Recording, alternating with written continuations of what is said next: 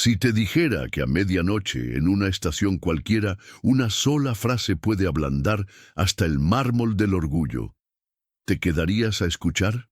No tengo dónde dormir, fue lo que dijo la joven, con la mano en el vientre y el frío en los ojos. Y lo que hizo el millonario después cambió mi idea de lo que pesa una promesa.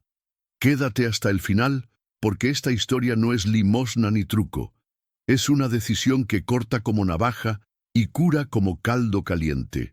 Suscríbete ahora y activa las notificaciones si quieres relatos donde la palabra dada valga más que los titulares. Aquí no vendemos milagros, contamos cómo se fabrican con las manos.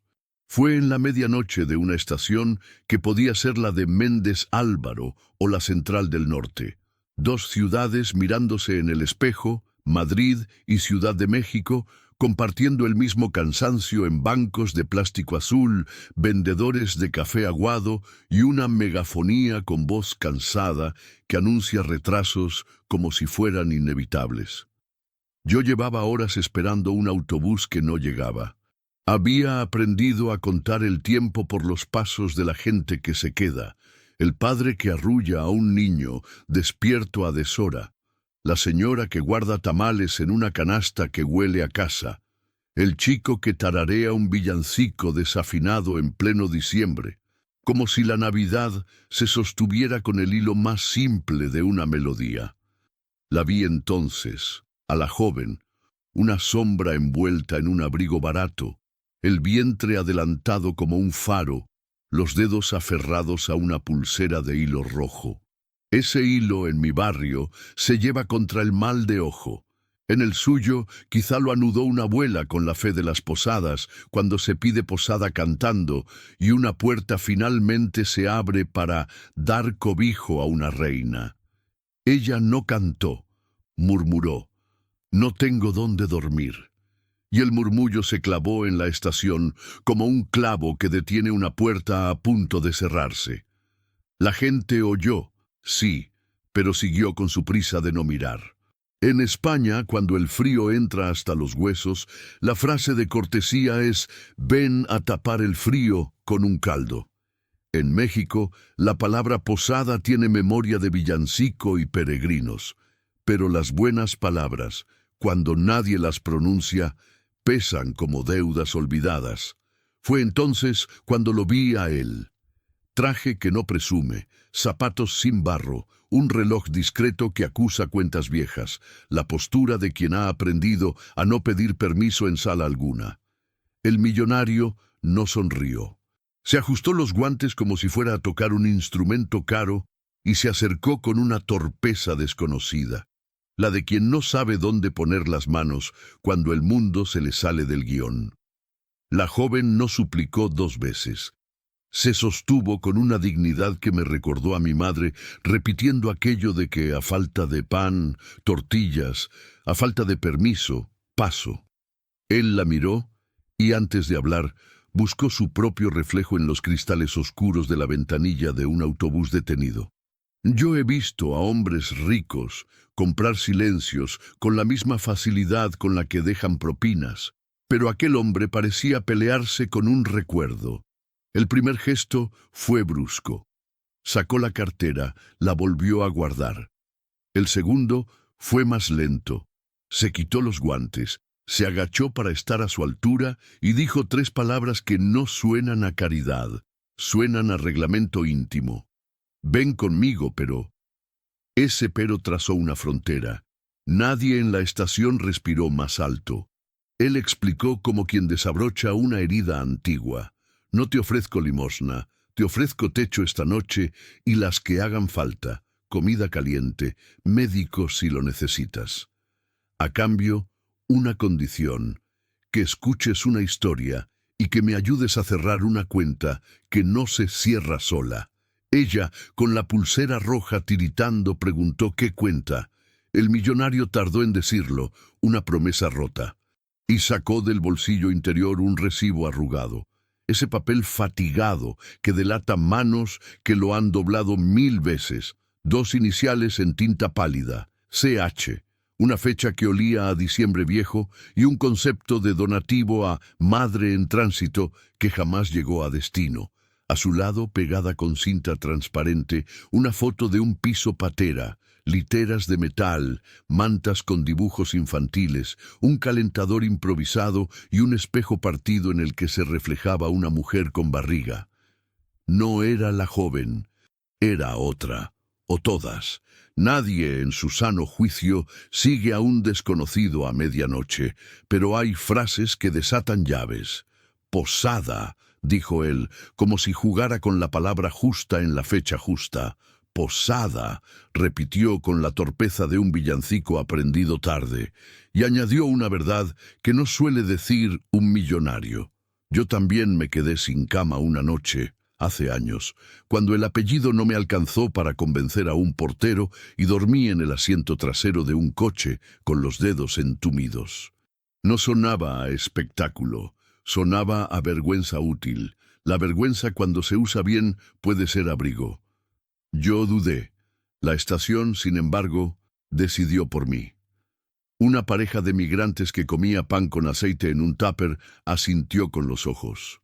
Un señor gallego con boina dejó un termo de caldo en nuestras manos, y una mujer de Oaxaca que vendía atole caliente nos contó, sin contar, que las posadas en su pueblo empezaban con peregrinos cantando, y que al final siempre había alguien que abría la puerta, aunque fuera para ofrecer un catre al lado del fogón. La joven apretó el hilo rojo como si fuera un volante para no marearse.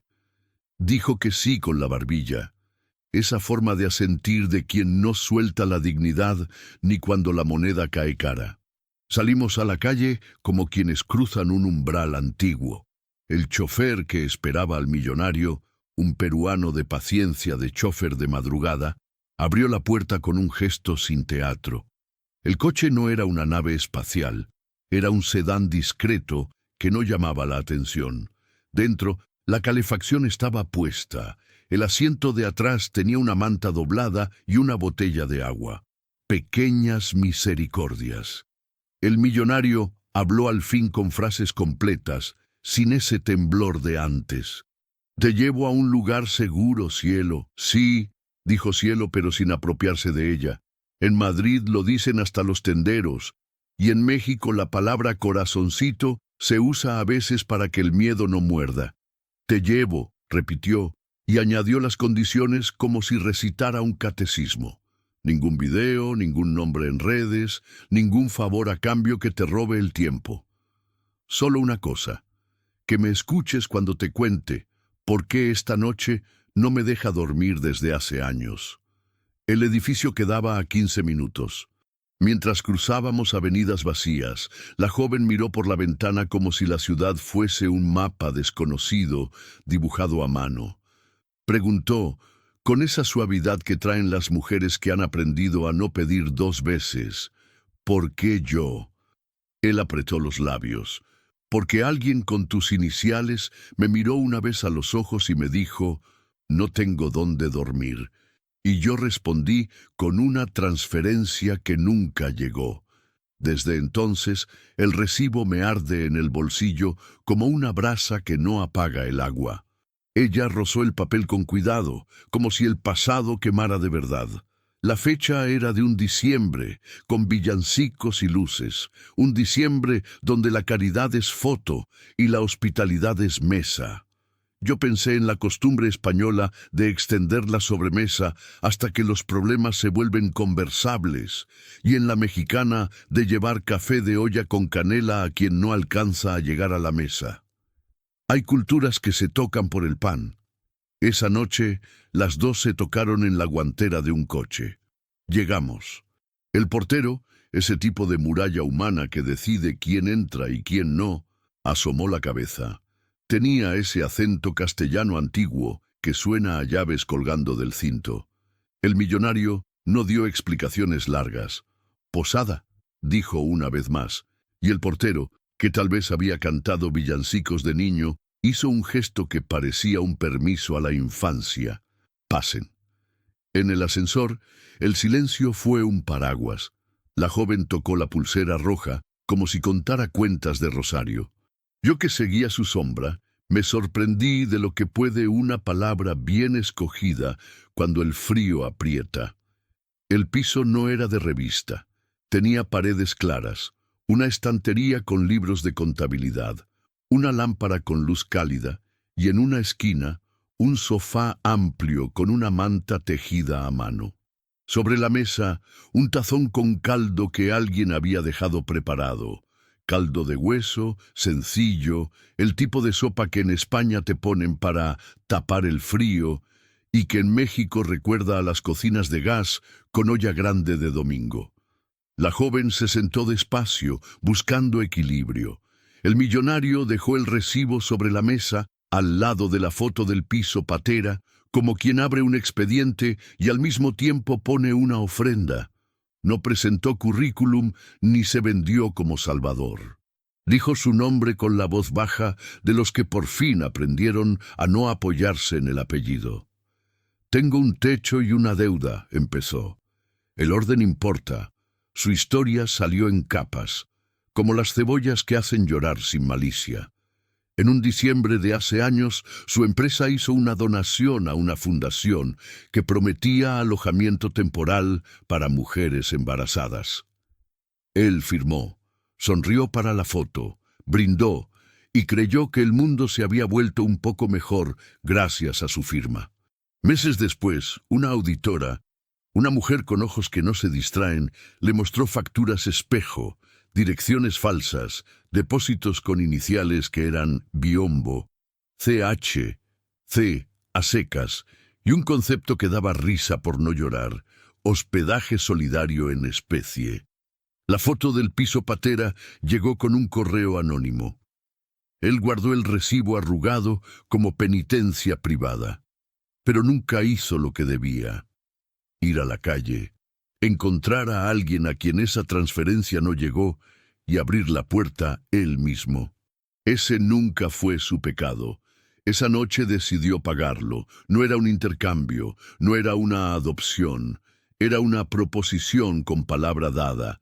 «Te quedas aquí el tiempo necesario», dijo, «con médico y comida, y mañana vemos papeles, tu situación, tus contactos, a quién hay que llamar. Yo pondré en orden lo mío, revisaré esa fundación con una lupa que no tenga miedo, diré nombres si hace falta, y abriré un fondo para alojar sin fotos, sin moños, con recibos que sepan decir verdad. Pero hoy, lo primero es que duermas». La joven probó el caldo. La primera cucharada la hizo respirar más hondo. Dijo gracias sin bajar la mirada. «No me debes nada», respondió él, como quien por fin entiende la diferencia entre caridad performativa y hospitalidad. La caridad necesita testigos, la hospitalidad solo necesita una mesa. Aquella mesa tenía objetos que juntos parecían un mapa: la pulsera roja, el recibo, la foto del piso patera, un vaso de agua con vapor en el cristal, un plato con pan recién tostado y aceite de oliva de botella sin etiqueta de las que vienen de casa. Yo pensé en cómo se cruzan los refranes al borde de una cama abierta. En México, a falta de pan, tortillas. En España, donde comen dos, comen tres. La joven, con una serenidad que me desarmó, sacó de su bolso una ecografía doblada. El corazón del bebé parecía un tambor diminuto en blanco y negro. Lo puso al lado del recibo, alineándolo como si fueran dos latidos buscando compás. El millonario tragó saliva. Su reflejo en la ventana, por fin, dejó de importarle. No todo fue tierno. Hubo preguntas que muerden. «¿Por qué ahora?», dijo ella. «Porque esta noche en la estación tu frase desenterró mi diciembre», respondió él, «y porque cada villancico que suena en estos días me recuerda que la posada no es una canción bonita, es una responsabilidad». «¿Y si mañana cambias de idea?», insistió. «No cambiaré. Escribiré. Hay deudas que solo se sostienen con letras. Un contrato de hospitalidad, sin garras, con fechas». Ella sonrió. Mitad duda, mitad alivio. Dijo que conocía a otras como ella, que dormían en cuartos alquilados a precio de oro, que la administradora de uno de esos edificios se quedaba con la mitad, que los antiguos socios de su ex habían descubierto un negocio rápido con camas calientes. «Eres valiente», dijo él, con una admiración sin paternalismo. «No», respondió ella, «soy práctica. La práctica genética de las que cruzan ciudades y no esperan milagros, esperan llaves». La primera llave fue sencilla, una habitación con una cama limpia, una ventana que daba a un patio con macetas, un calentador sin truco. La segunda fue más compleja, una conversación sin luz de cámara sobre nombres, iniciales y responsabilidades. Él abrió una libreta, la de su contable, y escribió con letra clara: «Mañana, médico. Mañana, lista de fondas con camas seguras. Mañana, llamada a auditoría. Mañana, cita con trabajadora social». Luego, debajo, escribió una frase que le tembló la mano al terminar: «Palabra dada». La dejó sobre la mesa como quien deja su única fortuna verdadera. En el pasillo, la joven se detuvo ante un espejo alargado. Tocó la pulsera roja y se sonrió sin dientes, como quien se reconoce en el borde de un cambio que todavía no sabe nombrar. Yo me quedé en la puerta, por si la noche pedía testigos. Escuché cómo se sentaba en el colchón y cómo el resorte, viejo pero honesto, decía aquí. Afuera, alguien ensayaba un villancico en una guitarra desafinada. Adentro, la calefacción siseaba con ese rumor de olla baja que casi todos los pueblos comparten. Las posadas, pensé, no ocurren por decreto, ocurren cuando alguien se acuerda de abrir. Antes de irse a su cuarto, el millonario recogió el recibo arrugado y lo alisó con la palma como si fuera una falta que se plancha sin disimular. No lo rompió. Lo colocó al lado de la foto del piso patera, como se ponen dos piezas de un rompecabezas que todavía no encajan, pero ya se buscan. «Mañana», dijo en voz baja, «empezamos por ahí». Y yo, que he visto promesas deshacerse al amanecer, supe que ésta tenía un peso distinto, no por los muebles ni por el saldo, sino por el modo en que él había aprendido a pronunciarla, sin adornos, sin testigos innecesarios, con la humildad de quien ofrece un caldo y una cama sabiendo que no compra nada. Solo sostiene.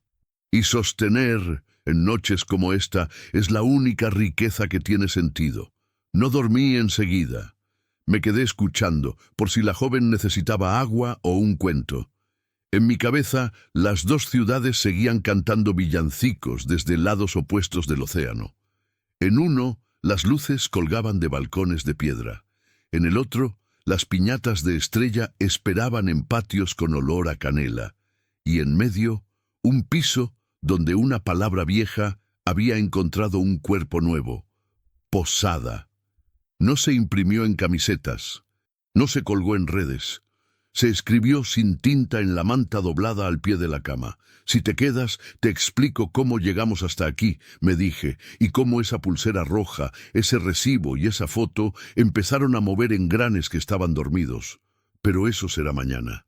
Esta noche, por fin, alguien dijo: «No tengo dónde dormir», y obtuvo la única respuesta que vale: «Tienes casa». Mientras tanto, que el caldo haga su trabajo y que el sueño, por una vez, no huya. Porque el frío afuera sigue, pero adentro, al menos hoy, la dignidad descansa, y la palabra dada vela.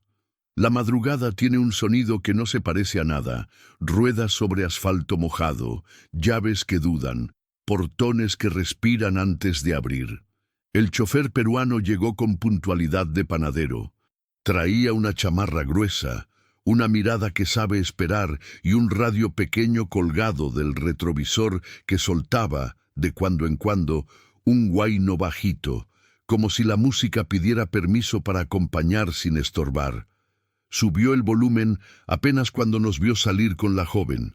Nadie dijo palabras grandes. El frío nos enseñó a administrar las sílabas. Ella tomó asiento con un gesto lento, mano en el vientre, la pulsera roja asomando como un hilo de alerta.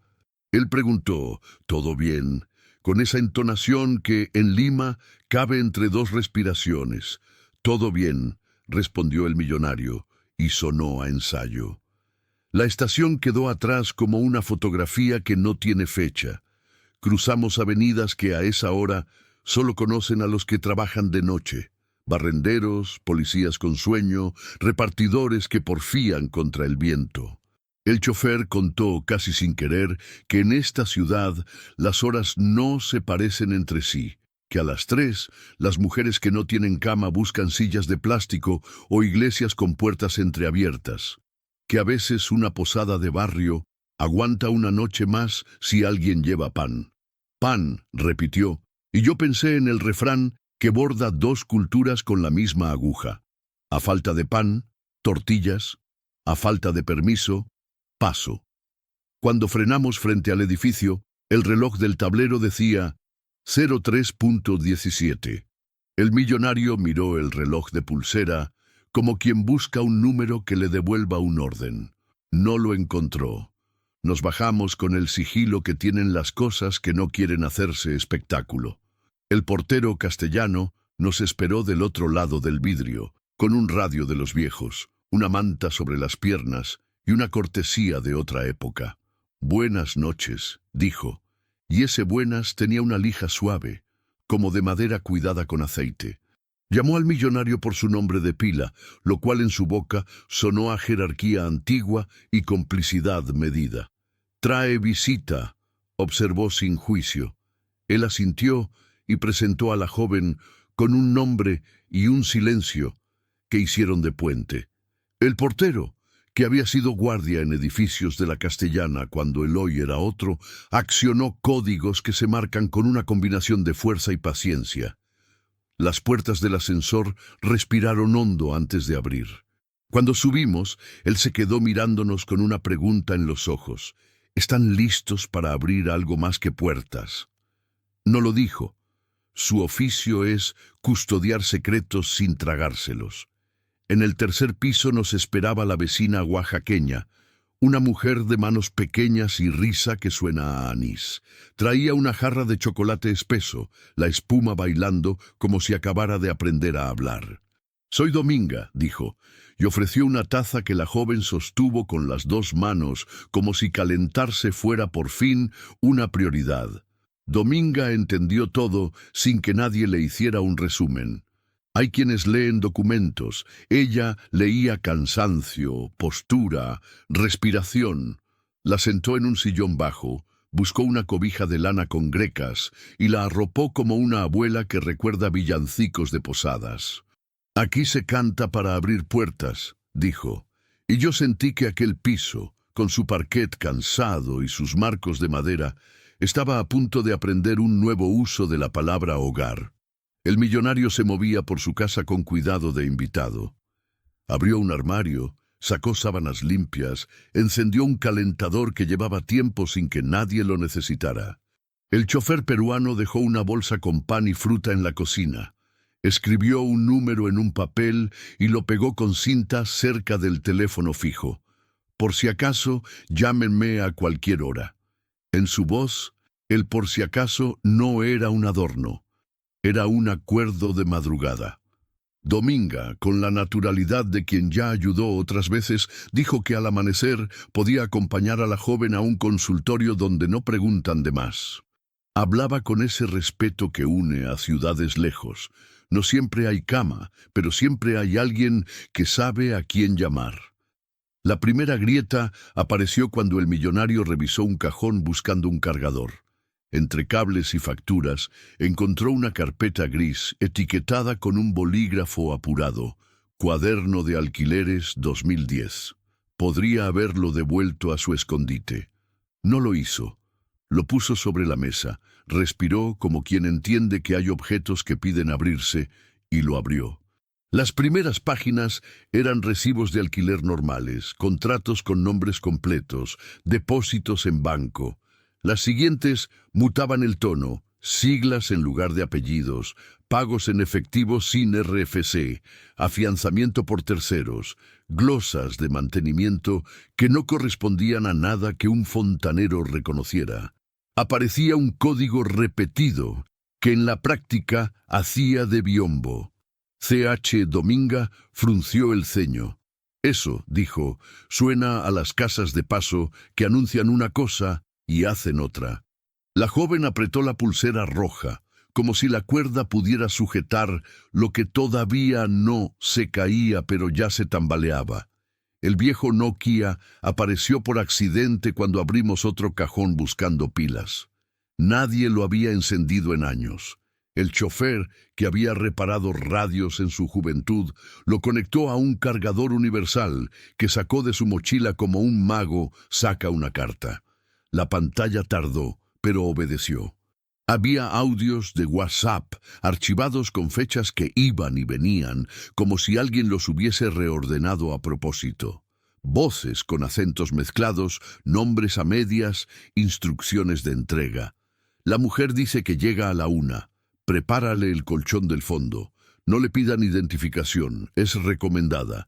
Llévale chocolate, que está en cinta, y otra voz, más seca, estableciendo condiciones.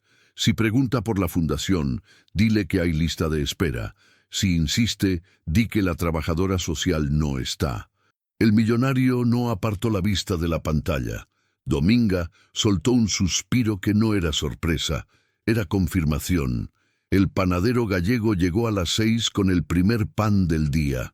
Había olido movimiento a la hora en que amasa y se presentó con una bolsa de bolillos todavía tibios. «Soy Simón», dijo como si bastara, y bastó. «Traigo pan para el frío y una noticia pequeña. En el barrio corren 2 listas, la de quien ayuda y la de quien presume que ayuda. Si van a hacer algo, háganlo sin ruido», recomendó. Y dejó sobre la mesa una tarjeta donde se leía, en letra pequeña, «Obradoiro do Pan». Dominga le devolvió la seriedad con un cuenco de chocolate. Entre los dos tejieron una alianza silenciosa. Pan y bebida caliente, las primeras herramientas de cualquier reparación. La administradora del edificio tocó la puerta a las 8 con sonrisa de folleto. Se presentó con un dossier rígido y una pulsera que tintineaba cada vez que movía la muñeca para señalar una cláusula. «Vengo a recordar los reglamentos», dijo, y el verbo recordar llevó armas. «No está permitido alojar no residentes sin aviso. No está permitido el uso de espacios comunes para fines no contemplados en el contrato. No está permitido», repitió, como quien acaricia una llave que abre y cierra a su antojo. El millonario escuchó con paciencia, la misma que se necesita para espumar un caldo sin derramarlo. Anotó cada punto en una libreta. Al terminar, preguntó si la fundación del edificio seguía operando el programa de acogida transitoria. La administradora hizo un gesto de incomodidad. Dijo que eso estaba en revisión, que las auditorías, que los papeles. El abogado de confianza podría explicarlo mejor, añadió, y pronunció su nombre como si invocara un seguro. Tomamos la tarjeta. No la prometió nadie. La guardamos como quien archiva un rumor. La trabajadora social chihuahuense llegó sin anunciarse, avisada por Dominga con una llamada de teléfono de las de antes. Se llama Julia, lleva el pelo recogido y una carpeta con pestañas de colores. Hizo preguntas que no hieren, semanas de gestación, síntomas, contactos de emergencia. Miró el cuaderno de alquileres 2010 con una seriedad sin aspavientos y dijo que lo había visto antes, con otros nombres, en otras manos. «Hay una economía secreta que se alimenta del miedo», explicó, «donde la ayuda se alquila por noche y se cobra por silencio». No moralizó, señaló. Y al señalar, colocó las piezas donde debían estar. Casas de paso, comisiones opacas, facturas espejo que salen de fundaciones con logos brillantes y acaban en bolsillos que no firman recibo. El abogado de confianza se presentó por correo, nunca en persona. Adjuntó un PDF con membrete impecable y lenguaje que busca dormir. Nos recordó la importancia de respetar procedimientos y deslindes, de evitar escándalos, de proteger el buen nombre de la casa. El millonario respondió con 2 líneas que no cabían en un folleto. Habrá revisión independiente, Habrá lista pública, habrá cadena de custodia. No fue amenaza, fue método. Mientras tanto, Julia nos enseñó a conservar los audios del Nokia sin alterarlos. Copias bit a bit, hash de integridad, registro de hora. Nos dictó, en voz baja, una rutina que parecía receta de cocina. Primero se etiqueta, luego se guarda, después se cruza. La joven, entre taza y taza de chocolate, empezó a hablar en frases completas. Dijo que había dormido en una de esas casas de paso hace semanas, que le pidieron un depósito que no se devuelve, que cuando preguntó por la fundación, le sonrieron con dientes y retrasos, que un hombre con voz enlatada le prometió un lugar mañana, y mañana fue siempre el día siguiente. Me queda poca batería, dijo mostrando su teléfono con la pantalla rota, y en esa frase estaba su manera de medir el mundo. El millonario, que había vivido midiendo en acciones y balances, tomó su cargador como si fuera la cuerda de un pozo. Conectó. Eso también es ayuda, pensé, no los discursos, sino los voltajes. Simón, el panadero, regresó a media mañana con tortas de aceite, esa galleta fina que a los españoles les sabe a merienda de infancia. Las partió en 4, como en catecismo doméstico, y nos habló de otra vecina que había visto a un administrador cobrar en efectivo a muchachas recién llegadas. No era chisme, era señal. Dominga se secó las manos en el mandil y dijo que lo había sospechado cuando desaparecieron las mantas nuevas que la fundación donó sin recibo. Julia anotó fechas, nombres a medias, lugares exactos. Nada de valor sirve sin coordenadas. La administradora reapareció más tarde con una nueva sonrisa y un nuevo tono. Me alegra que todo esté en orden. Venía acompañada por un inspector que no mostró credencial, pero sí prisa por terminar. Julia preguntó por el oficio de visita. El inspector cambiaba la mirada de nosotros al suelo, del suelo a la administradora. El millonario pidió ver el oficio con número de expediente. No tenían. Fue Dominga quien desactivó la escena con una invitación maternal vestida de cuchillo dulce. ¿Gustan chocolate? Nadie aceptó. Se fueron con la misma rapidez con la que habían llegado, dejando un olor a perfume caro y a trámite improvisado. Por la tarde, el chofer peruano se ofreció a dar una vuelta al barrio con el millonario. Hicieron paradas cortas frente a negocios con cortinas a medio abrir. Vieron discretamente entradas secundarias de edificios con timbres sin nombres. Siguieron con la mirada a mensajeros que entraban con bolsas negras y salían con sobres Manila. No se jugaron a detectives. Aprendieron el mapa que ya existía. A la vuelta, la joven dormía por primera vez sin sobresalto. Su respiración marcaba un ritmo que ajustó la casa. Dominga bajó el volumen del radio, Simón dejó el pan sin llamar, Julia ordenó los papeles con una paciencia de relojera. El millonario se quedó de pie mirando el cuaderno de alquileres 2010 abierto por la mitad, los audios del Nokia copiados en una memoria recién comprada, el número del abogado archivado, la tarjeta de la administradora con un doblez. La economía secreta de la calle no se ve a simple vista porque no grita, susurra y cobra. A veces se disfraza de ayuda, a veces de reglamento, a veces de misericordia con nota al pie. Esa tarde entendimos que si íbamos a tocarla, debía ser con guantes de método. Julia propuso armar 3 listas. Mujeres que necesitan cama esta semana. Propietarios que alquilan de verdad sin trampa, intermediarios que cobran comisión por miedo. Simón ofreció pan para los traslados. Dominga, chocolate y caldo para tapar el frío. El chofer, ruedas y ojos. El millonario abrió un cuaderno nuevo y escribió arriba, sin membrete, sin logo, inventario de dignidades. Al caer la noche, la vecina puso en el pasillo una vela pequeña. No por superstición, por señal. En México, dijo, una vela en la ventana es promesa de camino. En España, una luz encendida en la cocina dice, pasa, Hay caldo.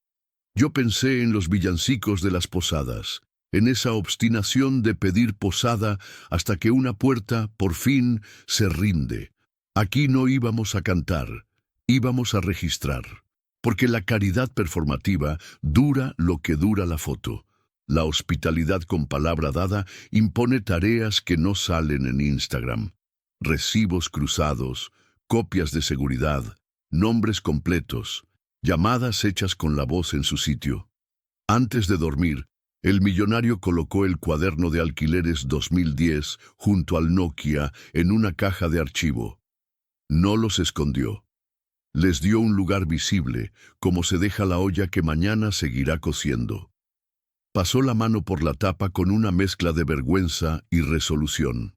Dominga dejó listo un termo de chocolate por si la joven despertaba con antojo. El chofer programó el despertador. A las 6, dijo, paso por mí para ver a la trabajadora social y al médico. Simón, al irse, dejó en el buzón una nota. Mañana traigo Vica. La Vica cura ausencias. Julia envió por WhatsApp un documento con instrucciones de cadena de custodia. Al final, un recordatorio. No hay peor ciego que el que no quiere ver. Apagué la luz del pasillo y me quedé un minuto mirando cómo la casa, por primera vez en mucho tiempo, se ganaba su nombre. No era un refugio de folleto ni una vitrina para el ego. Era una serie de actos pequeños, sosteniendo a una mujer con sueño atrasado y un hijo por venir.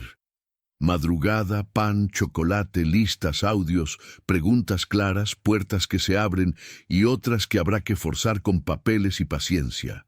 Puertas abiertas, cuartos cerrados, sí, pero con llaves nuevas y manos dispuestas. La economía secreta de la calle tomó forma en nuestro comedor. No nos asustamos. Le pusimos números, horarios y nombres. Mañana lo sé. Tocará salir del piso y entrar en la plaza. Mañana aparecerán los que prefieren que nada se mueva. Por hoy, bastó con entender que el hilo rojo no es talismán nacido para la foto. Es una cuerda de trabajo. Se ata, se tensa, se amarra a algo firme y entonces sostiene. Y sostener, en esta casa, ya no será excepción. Será la regla. Porque la palabra dada empezó a escribir en el cuaderno correcto. Y cuando la tinta cae donde debe, la noche, al fin, cede. La noche siguiente no olía a descanso, olía a tarea. Hay madrugadas que parecen pasillos, largas, silenciosas y llenas de puertas que no conviene abrir de golpe. Nos sentamos alrededor de la mesa del comedor como si fuera un laboratorio. Dominga dejó una jarra de chocolate espeso y un plato de pan con aceite. Simón, el panadero gallego, apareció con Vica tibia y un apunte escrito en servilleta. Si hay que caminar, que el azúcar nos tenga de pie.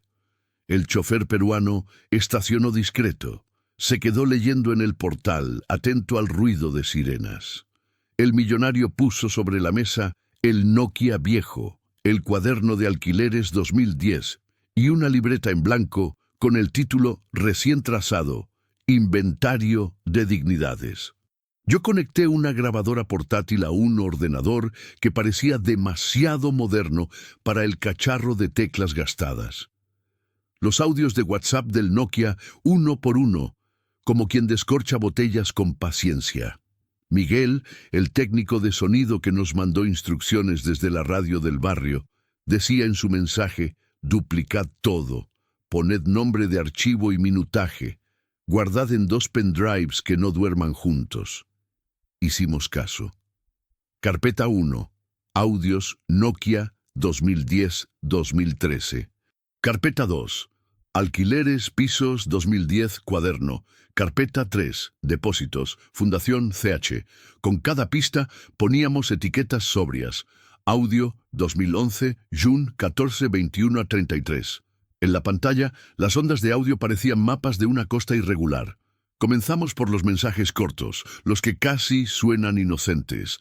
Un intermediario cita la regla de no poner nombre completo en transferencias, solo iniciales.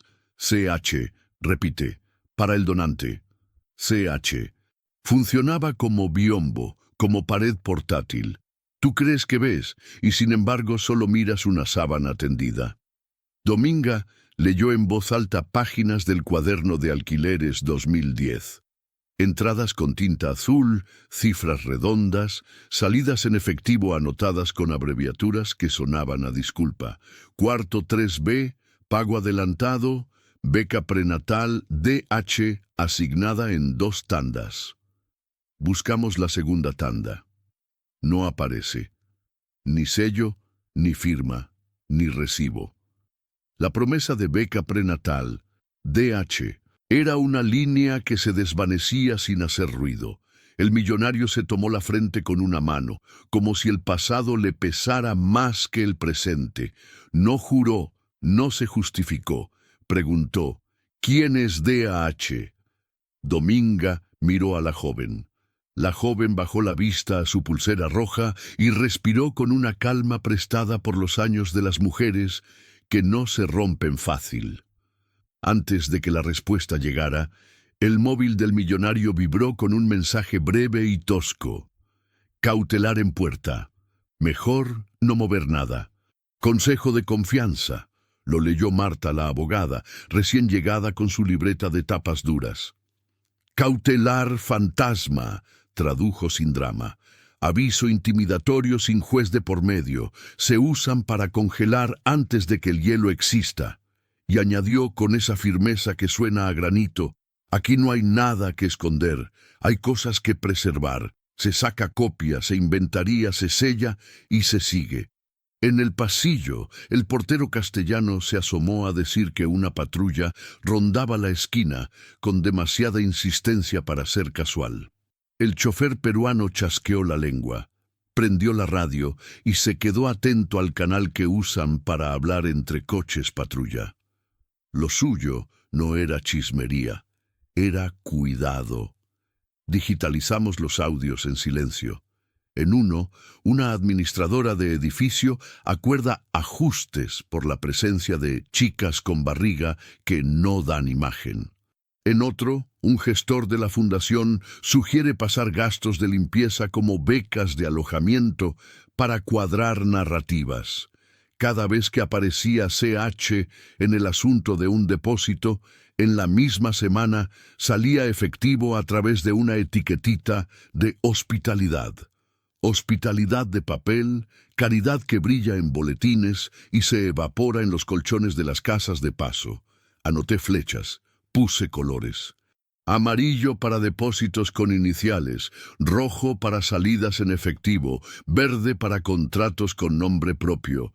El verde escaseaba como lo hace la decencia cuando el poder tiene prisa. El millonario pidió un descanso y se fue al balcón a respirar. Lo seguí a distancia.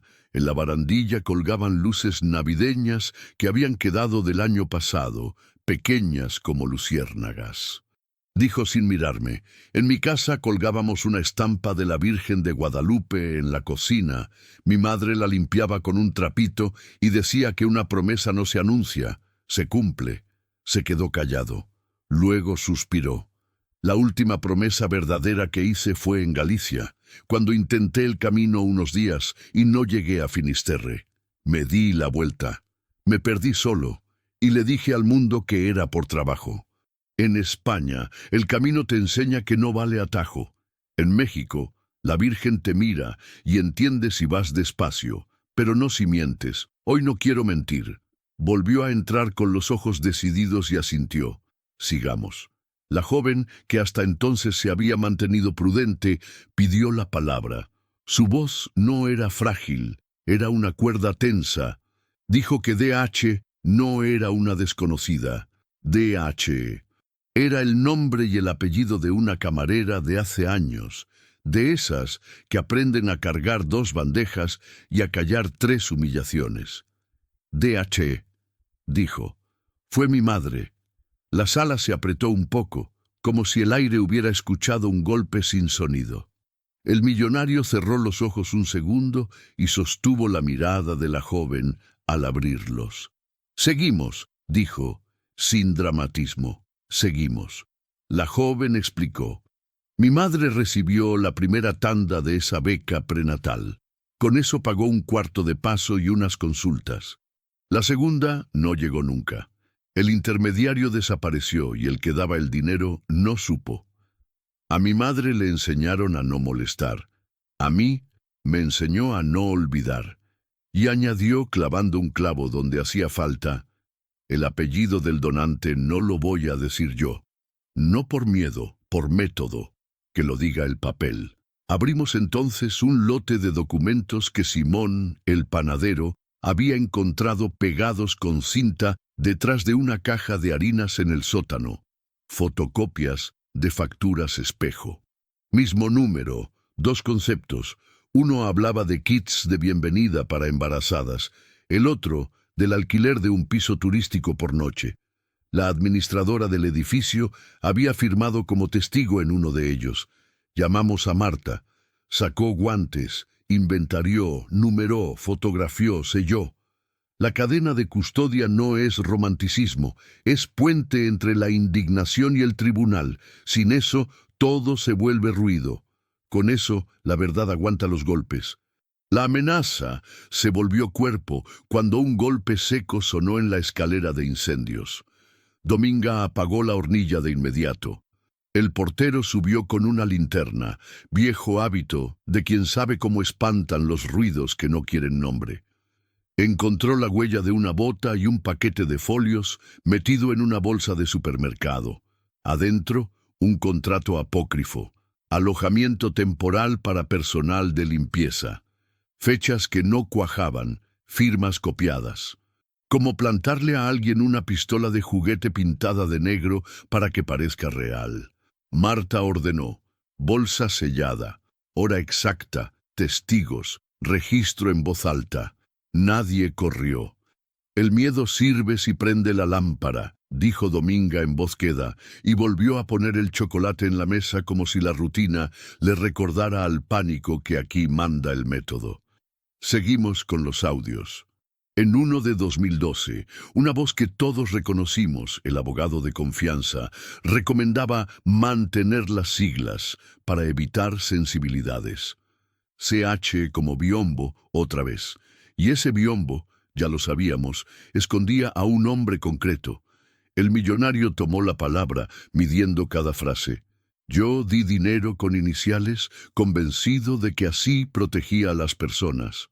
Puse mi apellido al final, escondido, para no convertir la ayuda en foto. Pero no miré lo suficiente. Delegué en quien sabía moverse entre papeles y no quise ver lo que se hacía con mi ceguera. No hay peor ciego que el que no quiere ver. Me lo enseñó mi padre cuando me regaló unas botas y me dijo que el barro de la finca era verdad, pero yo preferí los salones. Respiro hondo. Hoy voy a mirar, con nombres, montos, fechas, y si mi nombre está donde no debe, lo pondremos encima de la mesa. No a modo de bandera, a modo de deuda. El dilema llegó inevitable: denunciar ya o blindar pruebas. Denunciar ya es un gesto limpio, casi cinematográfico.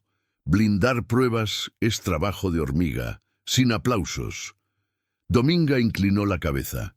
Mi abuela decía que la olla que hierve rápido se derrama. Julia, la trabajadora social por teléfono, fue más técnica. Si denuncian hoy, mañana no habrá camas, ni vales, ni comprobantes para repartir. Si blindan hoy, en 3 días tendremos un expediente que no se desarma y un plan de urgencias para las mujeres que esperan. El portero, con su castellano antiguo, añadió una pieza de sabiduría. En España, cuando uno empieza el camino de Santiago, no se corre, se anda. La prisa es enemiga del paso. El millonario miró a la joven. Tú decides el tempo, dijo. Ella, sin dramatismo, respondió. Blindemos, pero dejemos una denuncia preventiva sobre la mesa, para que el miedo nos recuerde que no dormimos por gusto, sino por trabajo. Así se hizo. 2 pendrives clonados, uno en casa de Dominga, otro en la panadería de Simón. Copias impresas con sello de hora en un sobre sellado, guardado en el buzón del portero. fotos con marcas de tiempo de cada página del cuaderno de alquileres, 2010. Una lista de mujeres que dormían esa noche en casas de paso, con alias y números de contacto que solo Julia y Dominga podían leer. El chofer practicó rutas alternativas, por si la patrulla decidía hacerse la ofendida. Las luces de la ciudad se fueron apagando una a una, como si los edificios también se resignaran a un turno de sombras largo. En un momento que no olvidaré, la joven se levantó, apoyó la mano en la mesa y dijo: «Yo no vine a buscar un padre para mi hijo, vine a buscar una cama y un alto a la cadena de promesas rotas, pero si hoy vamos a hablar de paternidades, que sea con la claridad que no tuve de niña». El apellido CH me rozó cuando yo aún no sabía pronunciar mi nombre. Mi madre decía que la ayuda venía de un señor que miraba al suelo cuando le daban las gracias. A veces, en la esquina, yo veía bajar de un coche a alguien que me parecía importante y que nunca subía. Hoy, míreme bien, porque vengo a pedir que no se esconda más detrás de las iniciales. No le pido perdón, le pido método. El millonario sostuvo la mirada. Tenía en la cara esa mezcla de vergüenza y determinación que no se puede impostar. Dijo: «Si soy yo el hombre de las iniciales, me presento. Si no, lo encontraremos juntos». Y añadió algo más, un hilo fino que lo enhebraba todo. «De ahora en adelante, cada euro llevará nombre y comprobante, y cada promesa, fecha y testigo». La patrulla dio otra vuelta. El portero informó que se habían detenido a fumar al lado del contenedor.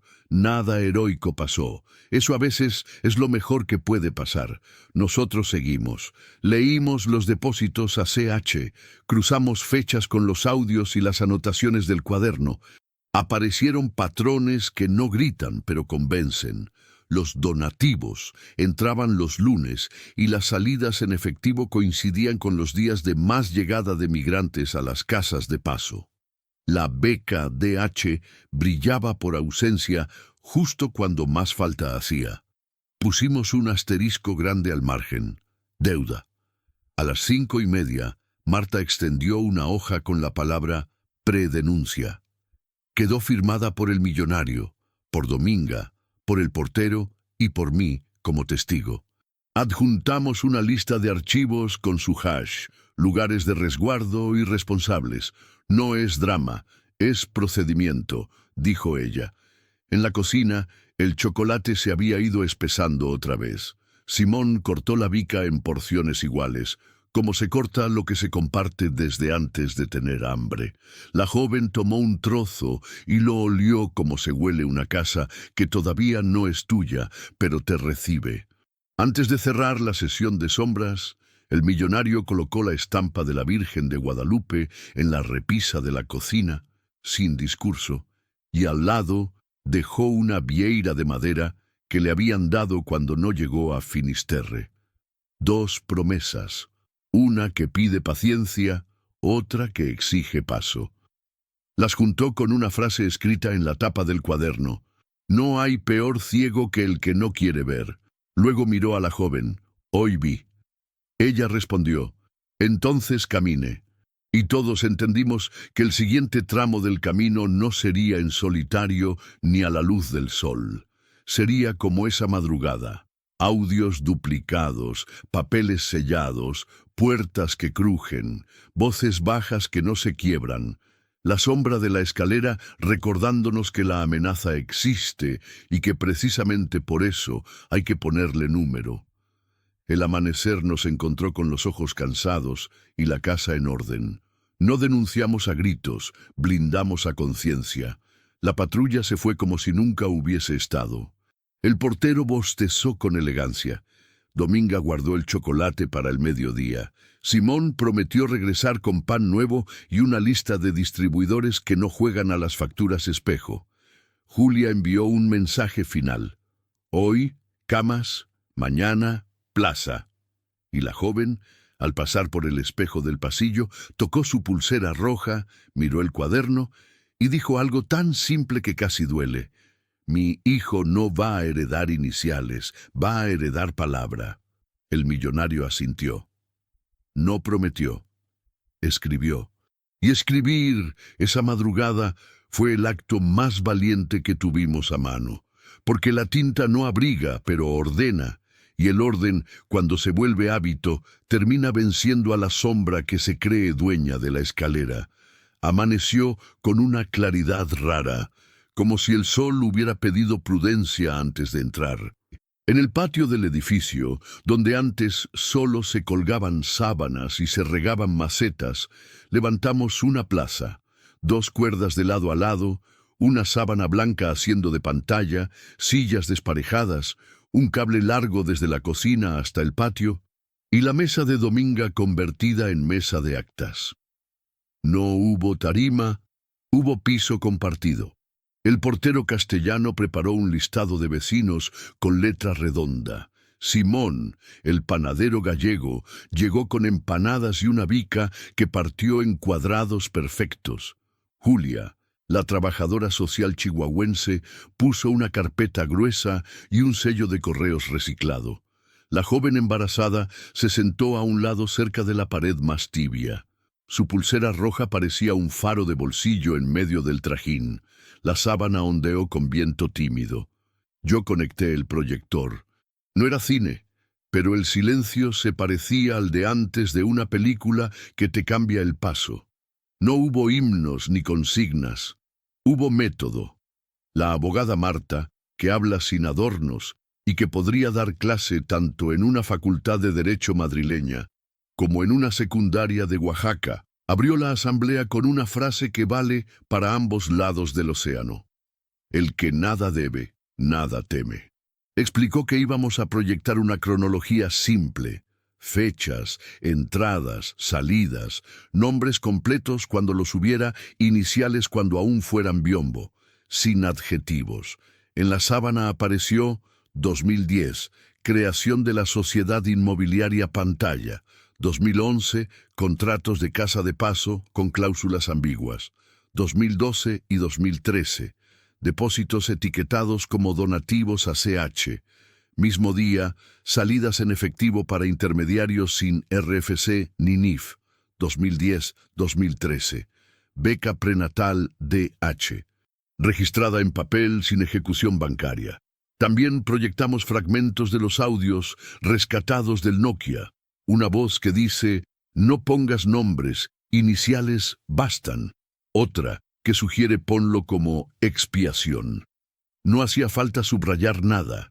La sábana, poco a poco, se volvía espejo. Luego vinieron los testimonios, y allí el patio se convirtió en ágora con acento mestizo.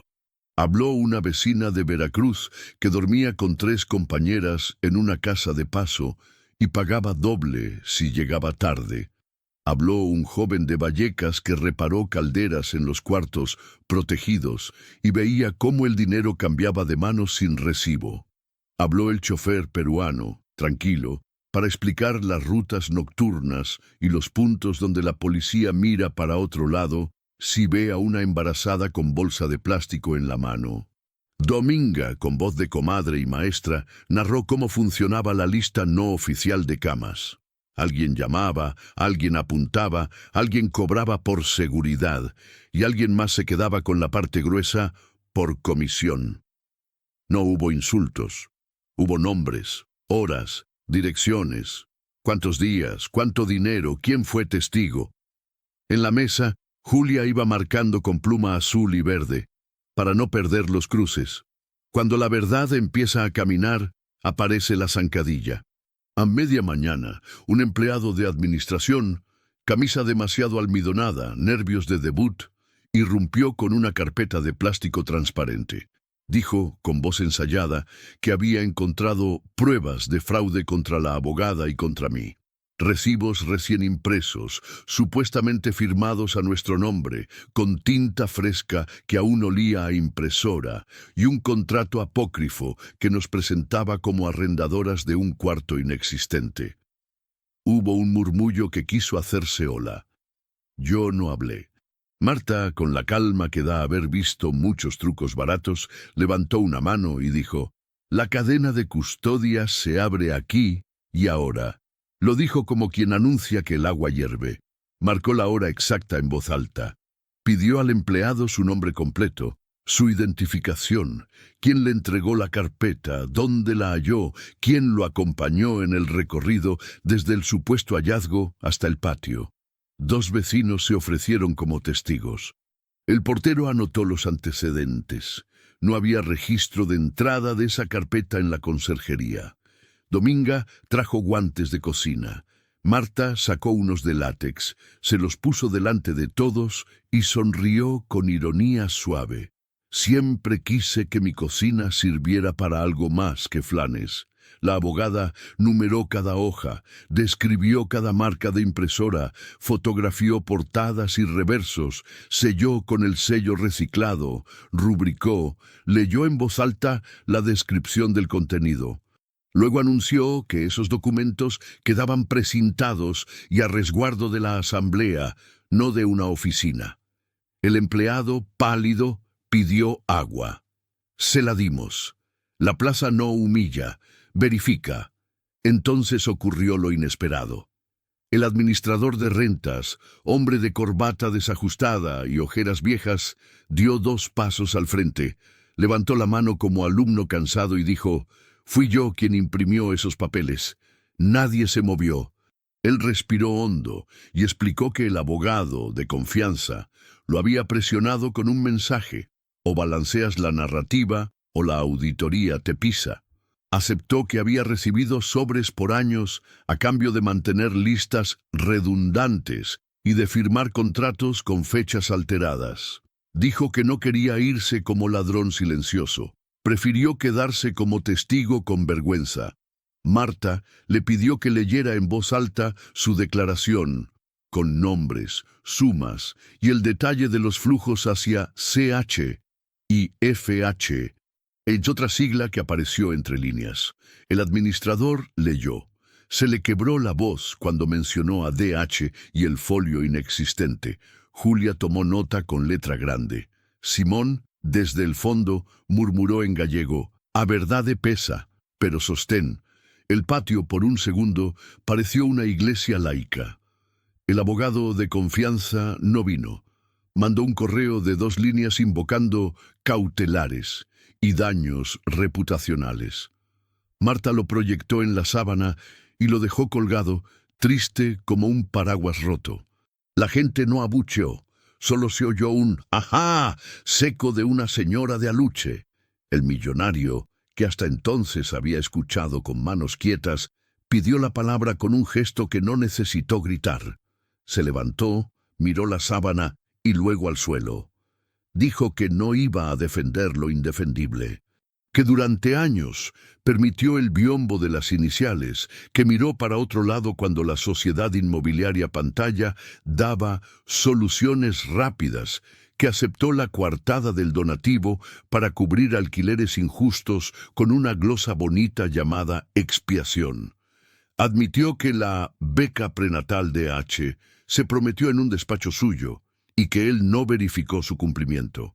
No se justificó. Enumeró fallas. Se despojó de perífrasis. Renunció allí mismo a la sociedad inmobiliaria Pantalla, por escrito, con un documento breve que ya traía preparado sin membrete ni redactores externos. Declaró su voluntad de abrir sus cuentas personales relacionadas con el edificio y la fundación, de someterse a auditoría independiente escogida por la Asamblea, de restituir depósitos desviados con intereses y de crear, con transferencia inicial esa misma semana, el Fondo Guadalupe y Santiago, renta puente para embarazadas, becas de oficio para cocina, hotelería y oficios domésticos cualificados, y un programa de sustitución de intermediarios por un registro público de arrendadores. La Virgen de Guadalupe y la Vieira de Santiago, dijo, no pueden ser souvenir de estante, una manda pide sostén, un camino exige paso. La joven, desde la pared, apretó su pulsera roja como quien toma una antorcha. Hubo quien quiso aplaudir, Marta levantó de nuevo la mano. Primero, acuerdos. Julia proyectó en la sábana un borrador de votación que parecía una lista de mercado, de esas que cada casa entiende.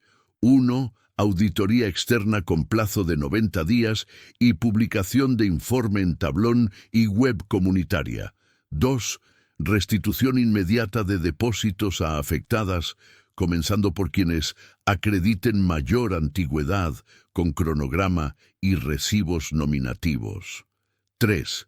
Lista pública de arrendadores con criterios mínimos de habitabilidad, inspecciones trimestrales y sanciones comunitarias a quien incumpla. 4. Blindaje del Fondo Guadalupe y Santiago con fideicomiso local y comité mixto. 2 vecinas, un representante rotativo del edificio, un técnico independiente. 5.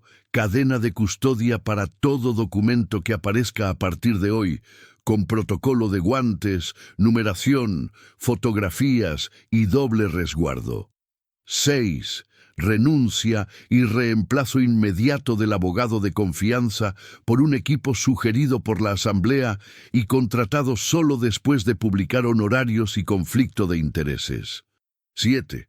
Protección comunitaria para denunciantes y testigos, incluido el administrador de rentas, con tareas concretas mientras dura la transición. Se votó a mano alzada, sin prisa y sin consignas. El portero contó con esa seriedad de urna vieja. Hubo unanimidad en casi todo. Un par de vecinos pidieron matices sobre el fideicomiso. Se incluyeron. Se designó a Marta para redactar las actas y presentarlas en notaría, a Julia para coordinar el censo de afectadas, a Simón para liderar la logística de alimentos durante traslados, al chofer para rutas seguras, a Dominga para abrir y cerrar la cocina del patio cuando lleguen noches de espera. El millonario firmó al pie de cada acuerdo, letra clara, sin abreviaturas. También firmó el administrador de rentas con una anotación: devuelvo lo recibido indebidamente. Pido trabajar en la auditoría como quien paga aprendiendo. La Asamblea aceptó con condiciones: transparencia total, tareas públicas, silencio solo para proteger datos, no para tapar vergüenza. El intento de plantar arma quedó encapsulado en una bolsa con número de expediente Agora 01. Se guardó a la vista en una vitrina que antes tenía suculentas. La gente se acercó a mirar como se mira un animal que ya no muerde porque tiene bozal. Julia colocó al lado un cartel simple: aquí no se fabrica evidencia, se conserva. Un niño preguntó por qué las letras CH se repetían tanto. Dominga le explicó como si hablara de recetas. A veces se usa una sigla para cubrir el nombre de quien paga. Si el pago ayuda, que se sepa. Si daña, que se vea. El millonario intervino: CH dejará de ser biombo desde hoy. Cualquier donación llevará nombre completo o irá al fondo común sin privilegio. Y si alguien tiene miedo de que se sepa, que recuerde el refrán: el que nada debe, nada teme. No lo dijo como amenaza, lo dijo como norma doméstica. A mediodía, cuando el sol ya caía en diagonal sobre la sábana, proyectamos el primer borrador del cronograma. Día 1. Transferencia inicial al Fondo Guadalupe y Santiago. Publicación del comprobante con hash de tiempo y número de operación en el tablón del patio y en la radio del barrio. Día 3. Firma notarial de renuncias y de constitución del comité del fondo. Semana 1. Restitución prioritaria a 3 afectadas de mayor antigüedad, con entrega pública de recibos. Mes 1. Auditoría sanitaria y de habitabilidad en cuartos listados, con informe accesible. Trimestre 1. Presentación del informe de 1900. Auditoría financiera de la sociedad pantalla, con la lista de flujos a CH, FH y otros. Semestre, mapa público de arrendadores con sello comunitario de cumplimiento. No eran promesas al aire, eran fechas con título y responsables. Julia, que conoce la tentación del papel bonito, insistió: si no hay papel pegado en el tablón a la hora acordada, se convoca de nuevo. La plaza no delega y se olvida, delega y revisa. Hubo turno de palabra para quien quisiera. Una señora española con acento de Salamanca citó a su abuela: prometer hasta meter. Una vez metido, nada de lo prometido. Se rieron sin malicia. La joven embarazada pidió hablar al final. Dijo que no venía a pedir un altar, venía a pedir una cama y un papel con su nombre cuando pague y cuando reciba. Dijo que su hijo no heredará iniciales, heredará procedimientos. No lloró, no hizo falta. El patio entero asentía con los ojos. Dominga, a su lado, sostuvo la taza de chocolate como si fuera un micrófono secreto. Simón dejó en cada silla un trozo de bica envuelto en servilleta, para que nadie se vaya con las manos vacías. El portero, al cerrar la lista de oradores, anunció con su seriedad de radio antigua: acuerdos aprobados, firmas recogidas, próximo corte informativo a las 20:00 en el tablón. Antes de recoger, Marta invitó a que cualquiera revisara la sábana de proyección de cerca. Marcas de lápiz, correcciones, tachones, nada de decorado. A un lado, colocamos una caja transparente para documentos que la gente quisiera aportar. A otro, un frasco para tickets de renta y recibos antiguos. El administrador de rentas dejó un manojo de llaves con etiquetas nuevas: 3B, 4C, 5A. Dijo que por primera vez sabía qué entregaba. El millonario, sin ceremonia, acomodó la estampa de la Virgen de Guadalupe y la Vieira de Santiago en la repisa del patio, a la vista. No como escudo, como recordatorio, promesa y camino. Y agregó en voz baja, lo suficiente para que se oyera: a partir de hoy, los santos trabajan en la contabilidad. Cuando el sol empezó a irse, bajaron las luces del patio y se encendieron las del pasillo. La sábana, ya plegada, quedó pegada con pinzas en el cordel, con las huellas de la jornada aún visibles. La abogada guardó las actas y anunció que iría a la notaría con 2 vecinas. El chofer ofreció llevarlas y regresar para el parte de las 8. Julia se quedó con el tablón, pegando el cronograma y el primer compromiso cumplido: la orden de transferencia al Fondo Guadalupe y Santiago con su número de operación. El portero cerró el portón con la dignidad de quien cierra una plaza, no un edificio. Dominga limpió la mesa, dejó una olla de caldo para quien llegara tarde. Simón se despidió con un mañamáis, promesa de trabajo. La joven, al pasar, tocó su pulsera roja contra la madera de la repisa, como quien sella un pacto sin ruido. Esa tarde entendimos algo que no sale en los noticieros.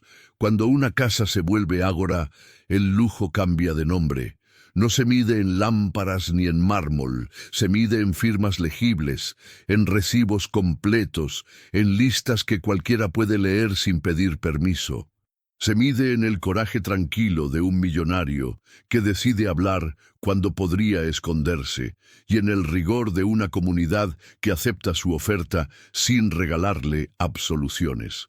Se mide en una cadena de custodia que se abre frente a todos y convierte un truco barato en pieza de museo para aprender.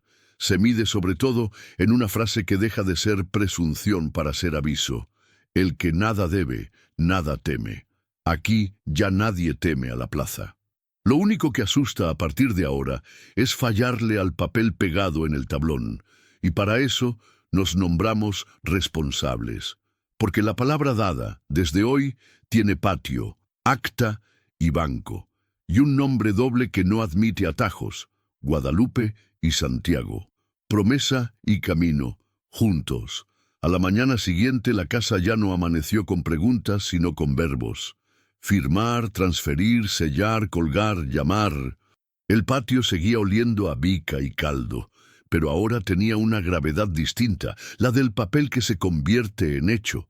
Marta volvió de la notaría con una carpeta que no brillaba, y sin embargo iluminaba, confesiones firmadas, una por una, con nombres completos, números de identificación y una frase que a muchos les atraganta, pero a nosotros nos enderezó la espalda. Reconozco, reparo, me someto a verificación. El millonario, de pie, sin silla de honor, firmó el documento que lo desligaba de la sociedad inmobiliaria pantalla y a la vez lo ataba a una responsabilidad nueva. No hay adiós sin tarea, dijo. Luego sacó el móvil, marcó al banco y dictó la transferencia al Fondo Guadalupe y Santiago, número de operación, hora, monto, desglose de origen. Julia lo apuntó en el tablón como quien borda una fecha en una manta que será heredada. 10:27. Transferencia ejecutada. Simón aplaudió con las manos dentro del delantal. El portero levantó la ceja con sobriedad de oficio. Dominga sirvió chocolate espeso, porque en México y en Galicia las grandes noticias piden algo caliente. El cronograma de remediación creció como crecen los mapas que la gente confía por capas visibles. Día 1. Abrir ventanilla de vales de alojamiento para embarazadas y mujeres con bebés. Condición única, nombre completo y teléfono de referencia. Día 3. Auditoría sanitaria en las casas de paso. Cierre inmediato de cuartos insalubres y reubicación sin costo. Día 5. Lista pública de arrendadores verificados. Tarifas, dirección, contacto y foto de la cama con sábana blanca. Semana 2. Becas de oficio con 3 rutas posibles: cocina de barrio, panadería tradicional y mantenimiento de edificios. Semana 3. Devolución de depósitos mal cobrados, con comprobante y recibo espejo. Los casos complejos pasan a mediación con abogado comunitario. Todo con responsables visibles, nombres y teléfonos en el tablón, nada de comités invisibles. El millonario pidió encargarse de conseguir colchones nuevos, no como donante anónimo, sino como proveedor que entrega y se deja auditar. En el borde del papel, Julia trazó un lema práctico: promesa con fecha o cuento. Mientras pegábamos el calendario, los vales de alojamiento llegaron de imprenta, tiras sencillas con folio y código. Se distribuyeron como se reparten los cubiertos antes de un banquete que no lucirá en Instagram. A las trabajadoras sociales en centros de salud, a las voluntarias de parroquias, al guardia de la estación, a choferes nocturnos y a la portería de edificios donde la madrugada siempre pide una silla. Uno decía: una noche segura, sin preguntas de más. Otro: 2 noches si hay bebé. En la esquina, un teléfono que siempre responde, con turnos de guardia para no dejarlo sonar al vacío. Dominga, que conoce el cansancio de memoria, propuso que junto al vale entregáramos un sobre chico con 2 bolsitas de té, una galleta y un papel doblado con direcciones de comedores que sirven sin moralina. El portero, ceremonioso, se hizo cargo de revisar que la letra fuera legible. Julia añadió una línea que parecía menor y es enorme: ningún vale sin saludo por el nombre. La cartografía del miedo empezó a volverse mapa de camino. Pusimos un corcho grande y con chinchetas marcamos cuartos seguros. Verde si la cama es limpia, la ventana abre y el baño huele a lejía. Amarillo si hay que mejorar, con plazos cortos. Rojo si no se ofrece, por humedad, por puertas sin llave, por vecinos que no respetan el sueño. Cada punto llevaba a nota quién verificó, cuándo y cómo se mantiene.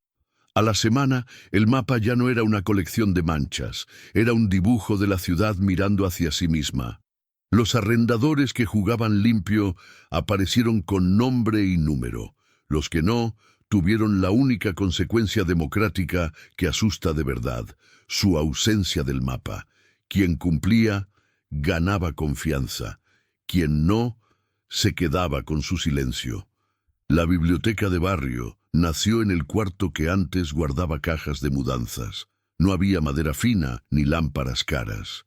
Había estantes de segunda mano, libros subrayados, recetarios con manchas de grasa bonita, manuales de electricidad, guías de derechos para inquilinas, un diccionario español-mexicano que aclaraba que una tortilla es pan y un piso es una casa. Dominga propuso un rincón para sobremesas, 3 sillas, una mesa con mantel y un termo de café de olla que por la tarde lo llena de nuevo, porque el café se enfría, pero la palabra no debe. El millonario donó sus libros de gestión, subrayados con lápiz, y un tomo de poesía que su madre le regaló con una dedicatoria pequeña, para que el dinero no te haga olvidar el ritmo. Simón colocó al lado cuadernos en blanco, para que quien cocine o rece recuerde anotar. Julia ideó un sistema de préstamos sin burocracia, nombre, teléfono y un compromiso escrito como en las plazas viejas. Me lo llevo y lo devuelvo el jueves. Una niña pasó la mano por las páginas como quien adopta un animal. Yo supe que ese gesto es la vacuna contra el invierno moral. El mural con recetas se pintó en la pared del patio. No contratamos artistas de vanguardia, convocamos manos. Un lado para España, caldo gallego, tortilla de patatas, migas, potaje de vigilia, rosquillas de anís.